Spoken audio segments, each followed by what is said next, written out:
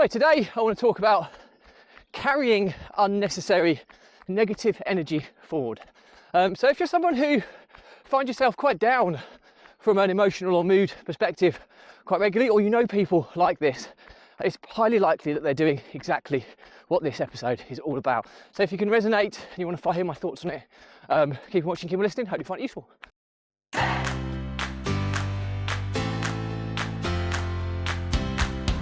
Welcome back to consecutive day 1757 of the Diary of a Runpreneur. Today's topic is all about carrying negative energy forward and the kind of detrimental effect that has on your mood, your emotional state and your mental health. But before we get into this, don't forget that this vlog is part of a fundraiser of saving the lives of children by attempting the ultimate ultra marathon of run vlogging on consecutive days, a distance of a lap of the world. Barefoot style. The more people we get in front of, more money we raise, more children's lives we save, which is why I do this every single day. So back to the topic at hand, carrying negative energy forwards.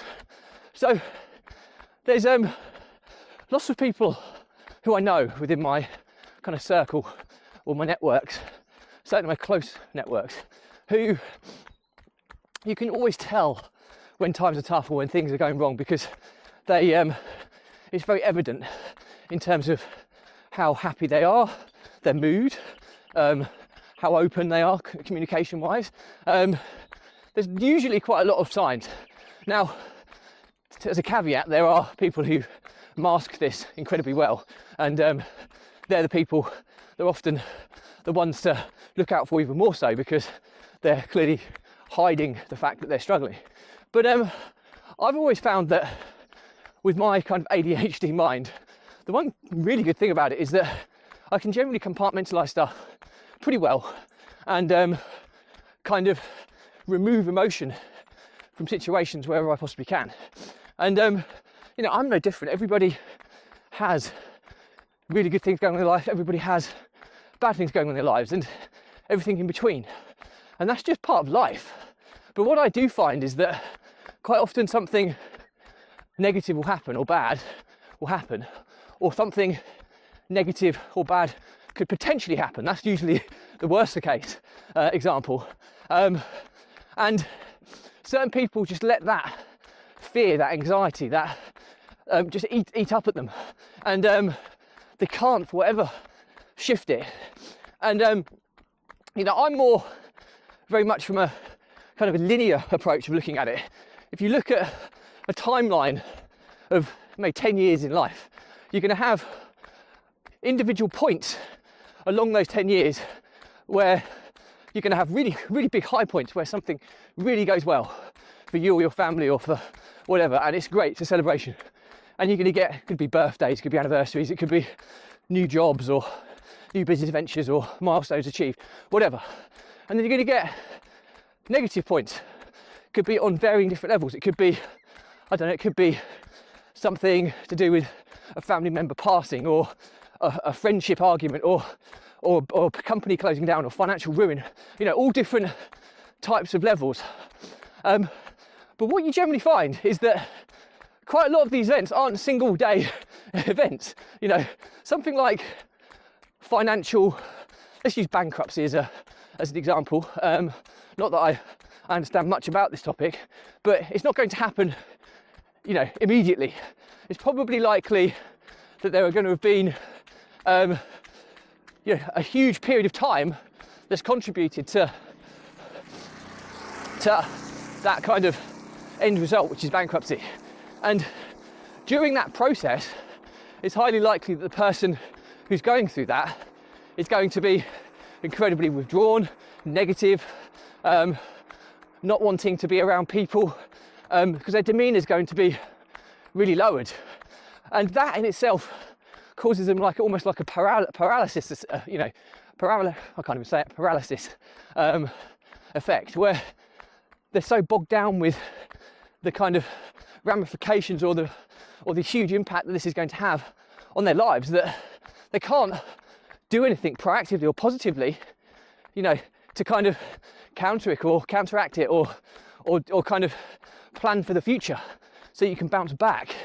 Because quite often in life, you know, no matter how bad things are, you normally get a chance to bounce back. Obviously, illness and health and you know, ultimately mortality is kind of the caveat to the rule. But most other things, you do get an opportunity to bounce back. And I think the key point I'm making here is that no matter how bad it is, quite often things, a bad spell can last over a significant period of time.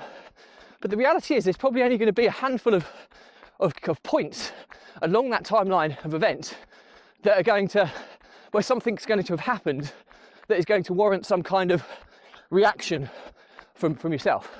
Quite often it's waiting for the next stage, or what's going to happen in a couple of weeks, or whatever. And it's these periods that I'm talking about, because the secret is, in my world, I've had so many ups and downs throughout my life, and I continue to do so. And I'm not saying that they're worse than most people's or they're better than most people's. It's all relative. But the reality is what I'm able to do, which allows me to keep moving forwards, is not let the bad things take a bigger impact on me than they need to. Now, inevitably there are key dates and times where it is like a sucker punch and you have to deal with that. But quite often, when you're waiting or you don't know what's going to happen, we create that worry and anxiety ourselves, because what's going to happen is going to happen. You worrying about it now and ruining your day to day of something that might not happen until next year is not the way. It's not benefiting you at all. It's actually letting something negative in your life create a bigger to negative impact on your life. And what I'm saying is that it's easier said than done, of course, but what I'm saying is don't let the negative points have a longer effect than they need to.